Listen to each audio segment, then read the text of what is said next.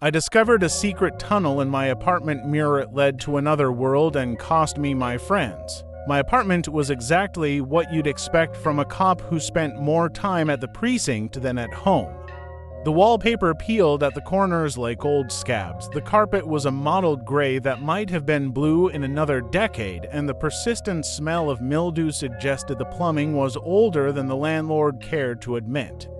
It wasn't much, but it was my refuge from the chaos of New York City, my own rundown castle. One lethargic Sunday afternoon, as the city exhaled the heat from the relentless August sun, I stood on the fringes of my small bathroom, scrutinizing my reflection in the faded mirror. I needed to shave, my beard a rough map of the past stressful week.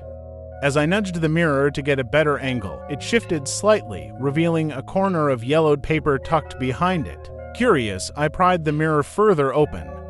It creaked in protest, the sound sharp in the quiet apartment. Behind it, I found an envelope, the paper thin and brittle to the touch. Written on the front in a hurried scroll was "Rules of Passage." My brow furrowed. My first thought was a prank, some twisted joke played by a fellow officer or a friend. But as I sliced the envelope open and unfolded the letter inside, the list of rules I found was anything but ordinary. Do not make eye contact, do not speak to them. Never carry more than can fit in your pockets. Do not take what is not dropped. Ignore all pleas for help, do not eat or drink anything. Avoid the man in the conductor's uniform. Never go beyond the last platform. Never board the train. If you wish to leave, you must jump in front of the train. I read through the list twice, then a third time. My initial reaction was disbelief mixed with an uneasy chuckle.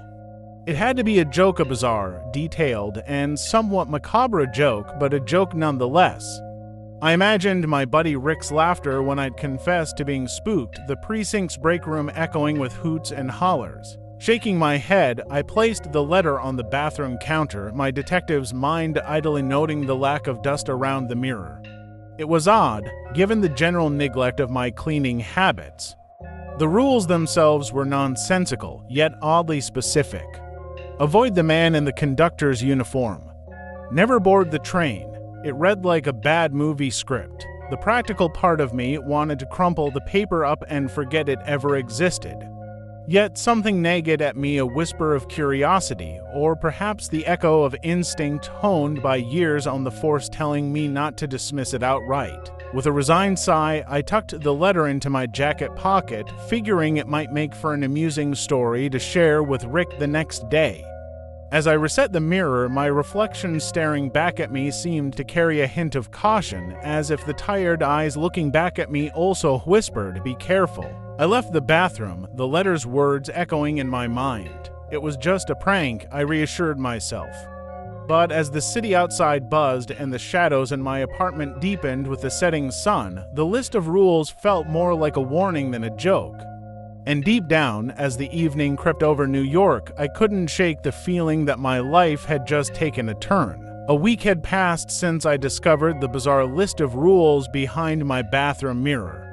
Each day, the letter's presence gnawed at me, an itch in the back of my mind that wouldn't subside. The rules haunted my thoughts, whispering through my daily routines, disturbing my sleep.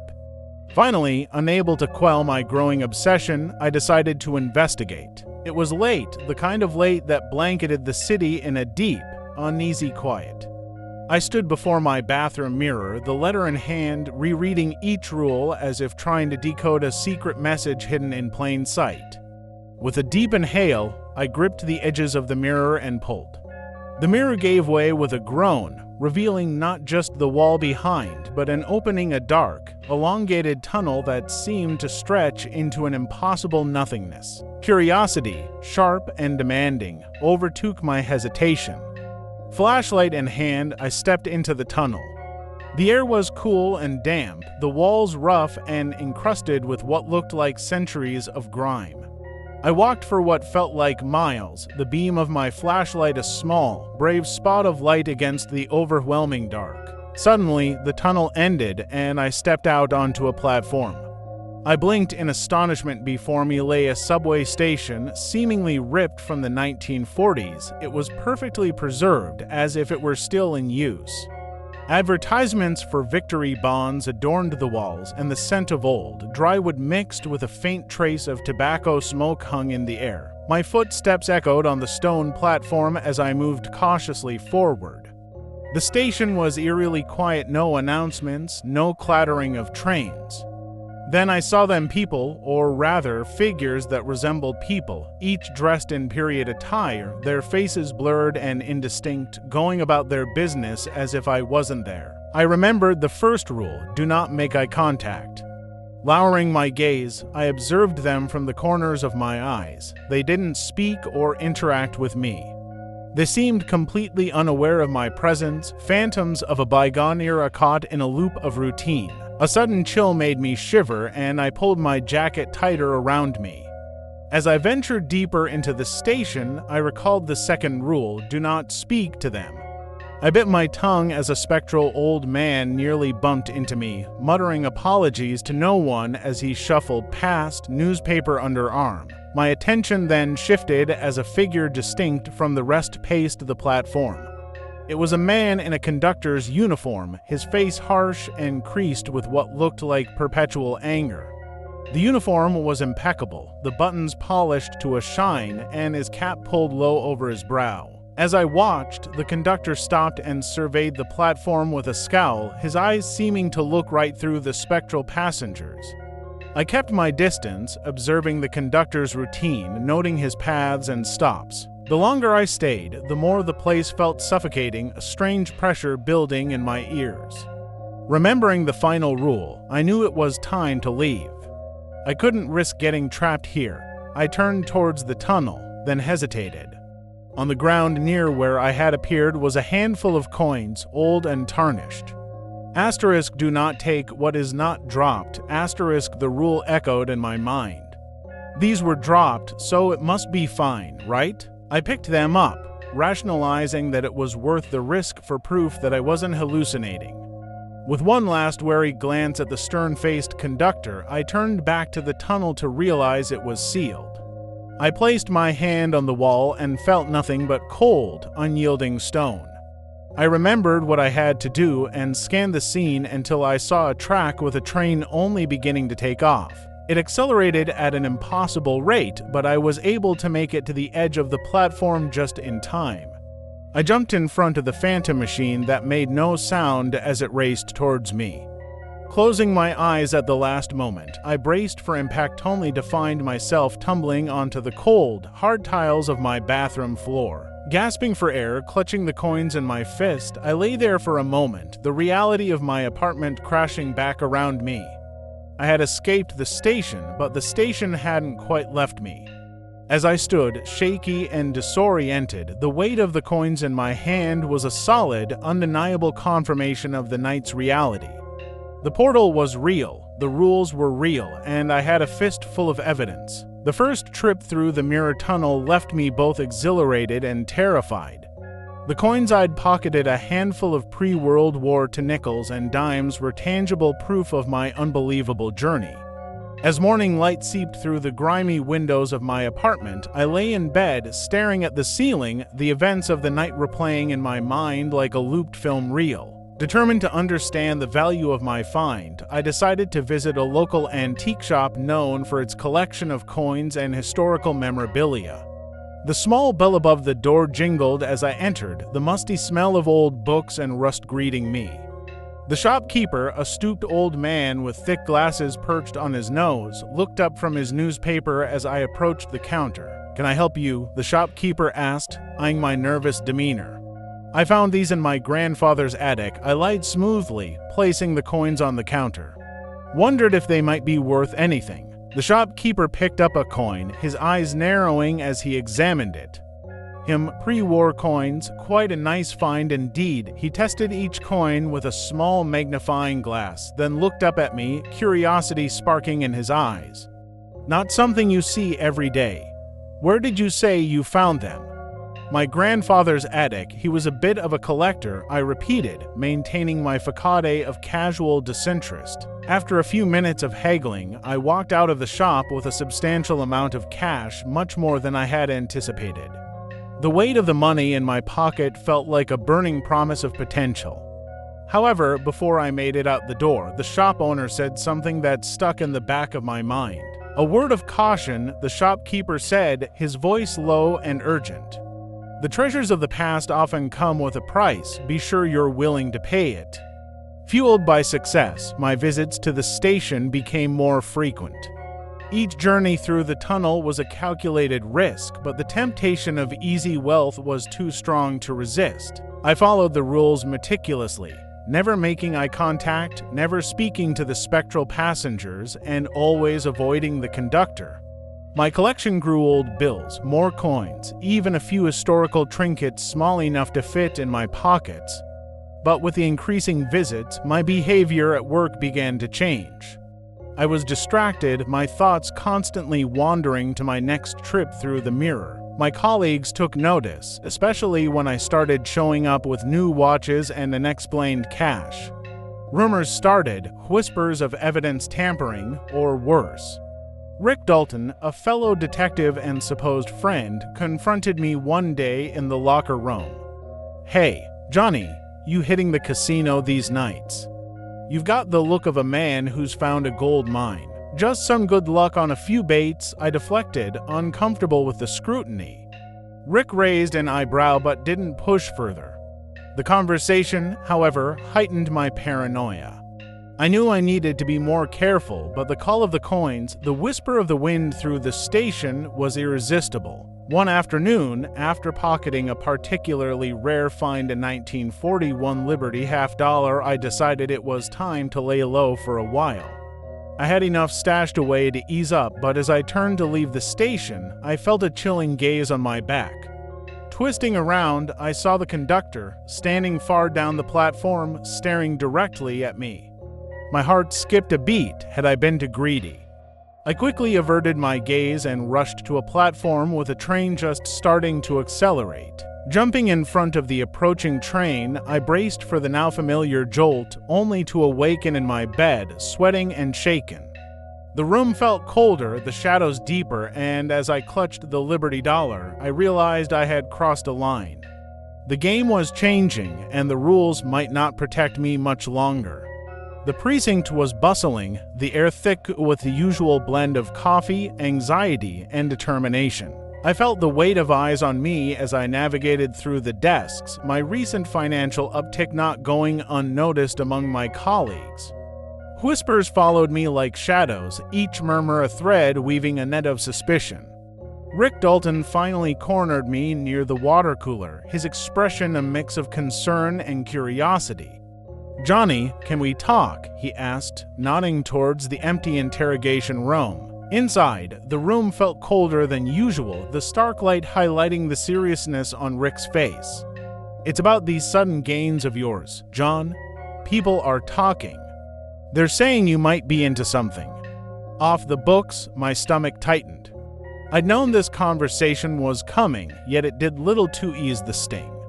"Rick, it's nothing shady, I swear." Rick raised an eyebrow, unconvinced, then explain it to me. "Make me believe it, because right now, it looks bad, man." I hesitated, the secrets of the mirror and the station heavy on my tongue. I'd kept it all so close, but Rick's trustful eyes, the history we shared, all demanded the truth. "It's complicated. More than you can imagine," I started, my voice low, "but I'll show you. Both of you," I added, noticing Lucy Grant hovering near the door, her intuition clearly piqued. Later that evening, under the guise of casual beers, I led Rick and Lucy into my dimly lit apartment. The mirror, once just a reflective surface, now felt like the gateway to pandemonium. "Before I show you, you need to promise me whatever you see, whatever you hear, you keep it between us. And follow my rules strictly," I instructed, my tone grave. Lucy, ever the skeptic, crossed her arms. "You're freaking me out, John." Rick clapped me on the back with a half-hearted chuckle. "Lead the way, officer." I pulled the mirror aside, revealing the dark, elongated tunnel behind it. Rick's chuckle died in his throat, his eyes widening in disbelief, while Lucy let out a low whistle. Holy hell, John, what is this? Rick stepped closer, his detective instincts kicking in, examining the edges, the depth. It's a tunnel to another time, another place. Sounds crazy, but that's the best way I can explain it, I said, stepping into the darkness to demonstrate. Hesitant yet intrigued, Rick and Lucy followed.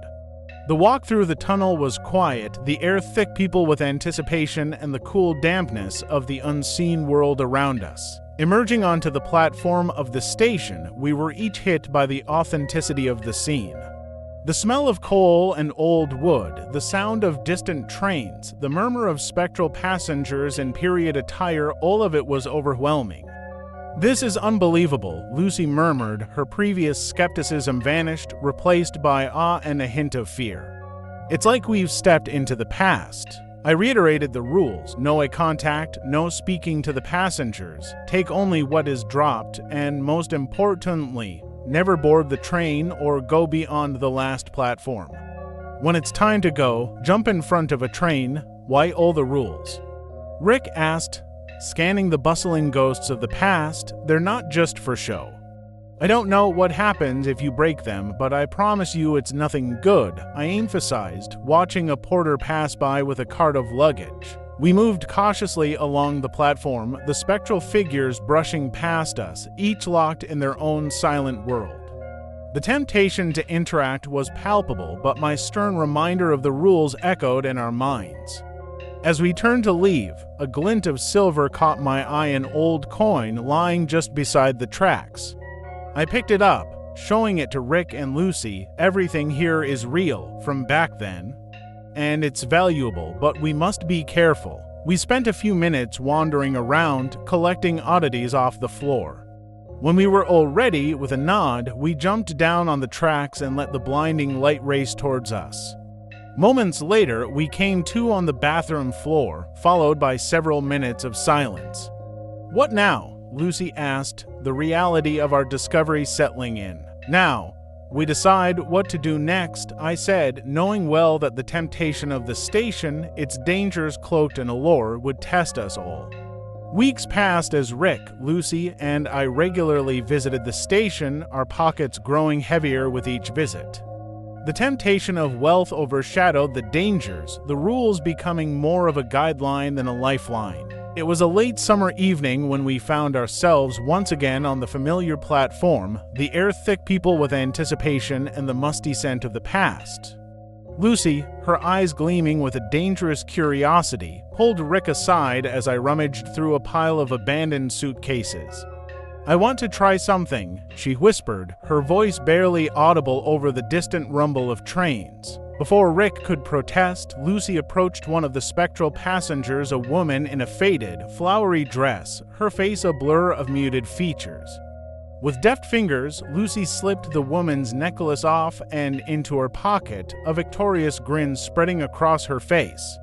But as she turned to Rick, her triumph faltered at his expression of pure, unadulterated horror. Confused, Lucy spun back to the woman, only to find herself staring into a face now hauntingly clear, mascara-stained tears streaking down her cheeks.